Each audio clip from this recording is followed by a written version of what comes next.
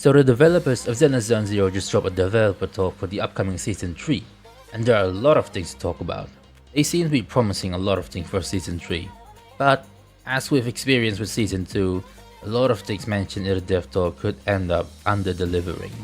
So I would say to temper our expectations on Season 3, but from the things that were said in the video, I am somewhat hopeful. Somewhat. Let's get into why. So one of the first things they talked about was mostly about the new area the proxies will be visiting in Season 3, which is Roscaelifer? Is that how you pronounce it? Roscaelifer. Before that, they revealed what could look like a brand new playable character that is supposedly the proxy main characters, or something that originated from them, named Pyrois? Pyrois. I'll just call him Pyrois for now. We don't have an exact prediction on how said character will operate, or even the why and what they look like, but I have a feeling that Pyrois could probably function as essentially an S-rank character every account will have as a free-to-play teammate option, depending on the team. If Pyrois could function like that, it's possible that Pyrois could have different classes and elements as the game goes on in 3.x and beyond, with progression on the character progressing alongside the story. But all that was pure speculation. I'm not basing it off anything, not even leaks, just pure 100% speculation. So take what I said about Pyrois more as food for thought with some added grain of salt. As for the setting itself, Roscaelifer is kind of what we expected based on the hints the story has given us so far. Looks like we're entering a British part of Zenless' lifespan. And you know what? I dig it. I hope they don't waste the setting like how they did Wi-Fi Peninsula. It was low-key impressive how much they underutilized Wi-Fi by also making me feel like it overstayed its welcome. And I don't mean impressive in a good kind of way. Season 3 has its work cut out for it to make up for a lot of Season 2's narrative shortcomings. And the concept art shown in the Devtalk showed us tall bamboos. I'm sure it won't visit someone's nightmare. They look so weird. Like, Sunbringer, what were you cooking? Someone should take a stove. Something interesting to note was, in the concept art, we see Billy and Roscaelifer, as well as Aemilion in a later concept. Maybe the Cunning Hares will follow alongside the proxies in Season 3? I personally would not mind that at all. One of the things that I sorely missed in Season 2 was the Cunning Hares acting as some sort of narrative glue in Season 1. They are pretty much the face of Zenless Zone Zero. I mean, Ambi's face is literally the app icon, but Nicole and Billy are very much the game's unofficial mascots as much as Ambi is its official one. Just look at the physical edition cover of Zenless Zone Zero. Yes, that is the Cunning Hares right there. Not the Xinguang, not the proxies, the Cunning Hares. Well, minus Nekomata, but it's still the Cunning Hares. And the Cunning Hares do have one thing they have over most other factions, which is that they don't really have a jurisdiction or strict base of operations. They don't really have anything tying them down to one specific setting or narrative thread. They are, by their nature, an odd-jobs agency. They're essentially free agents. And, you know, I would not mind seeing more of Nicole in the story, if my profile picture isn't self-explanatory enough. I like Nicole. I love Nicole. And on the topic of Roscaelifer, it seems we're getting more casual coded content. I welcome this. While those who watch me may know me from my Shiyu or Deadly Assault clears endgame modes aren't the only things I like about Zenless. I enjoy the characters, the story, the setting. The many activities and side quests to do in the city was half of what got me hooked on Zenless Zone Zero in the first place. Give us more things to do that are not endgame combat related. Even as someone who participates in high level play, it has gotten pretty stale, especially with the rampant HP creep. We'll have to see how they tackle this interboo feature, but more casual coded content is appreciated.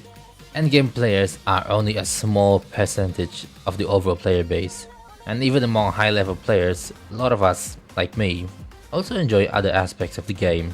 I can only say that the concept designs for an Ace related traversal looks interesting. And moving on to combat gameplay. I might have to dive into some undisclosed information when talking about combat related nuggets. So before we move on to talk about it, I am putting a spoiler alert notice for this segment. If you do not want to hear me talk about this undisclosed info, you can skip to the timestamp in the description. If you're fine with it, then let's go. So, the developers confirmed that we'll be getting a new element in Season 3, being the Wind element attribute. I am not wholly familiar with how Wind works, but I do know that they will be updating some older enemies with this attribute, meaning some will be weak to it or resist it. They also confirmed that they've been taking feedback based on the experience working on Ruptures, which leads me to Starlight Billy. S-rank Billy, yes. So, something interesting about Billy is that his additional ability requirements are not exactly like most other Ruptures. If you look at Minato, Yidhari, and Banyue, you'll see that their additional ability requirements are stun and support units.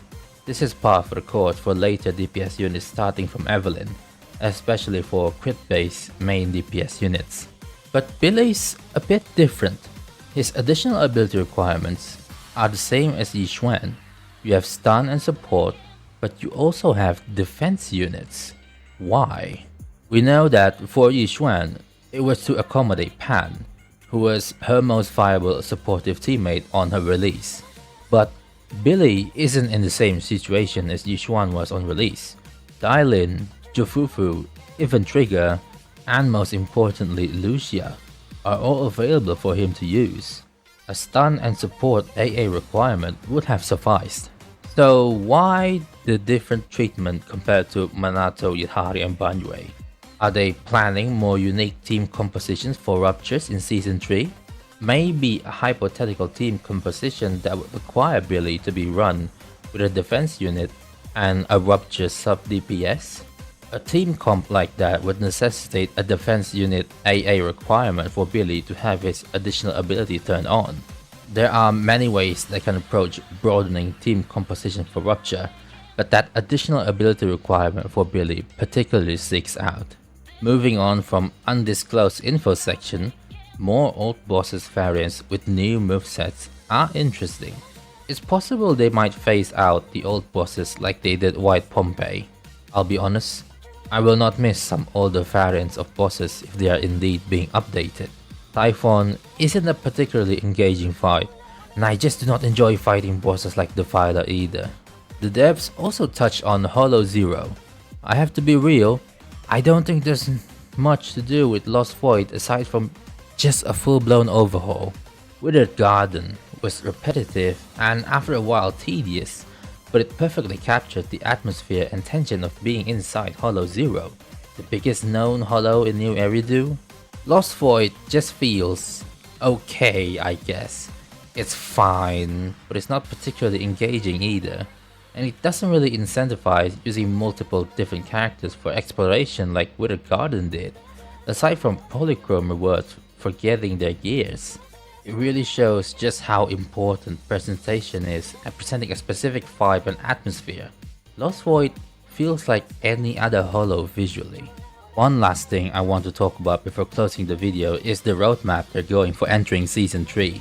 Something interesting to note is that the anniversary patch this time around is 3.1, not 3.0. Considering the game's anniversary is on July 4th, this might mean 3.0 could be a shortened patch to ease players into the new setting. We are entering May in a little over a week. There isn't that much time until July to fit in 2 entire patches.